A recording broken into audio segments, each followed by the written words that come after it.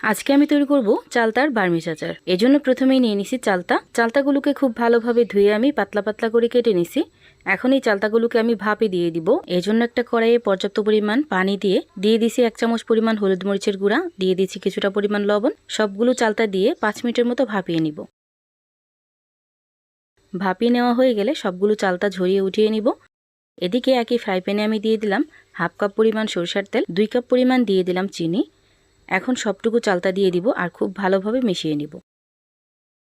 চিনিটা খুব ভালোভাবে মিশিয়ে নেওয়া হয়ে গেলে এখানে আমি দিয়ে দিব 5 ফোড়নের গুঁড়া। 5 ফোড়নটাকে শুকনো খোলায় ভেজে এখানে গুঁড়ো করে দিয়ে দিছি। এখানে আমি 2 চামচ পরিমাণ 5 ফোড়নের গুঁড়া ব্যবহার করলাম।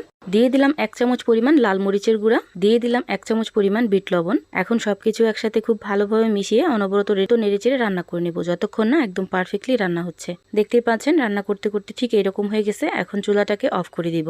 এখন ঠান্ডা হলে আপনারা বাইরে রেখে খেতে পারবেন। বছর জুড়ে এই আচারটা একদমই নষ্ট হবে না। ভিডিওটা ভালো লাগলে লাইক, কমেন্ট, শেয়ার করতে ভুলবেন না।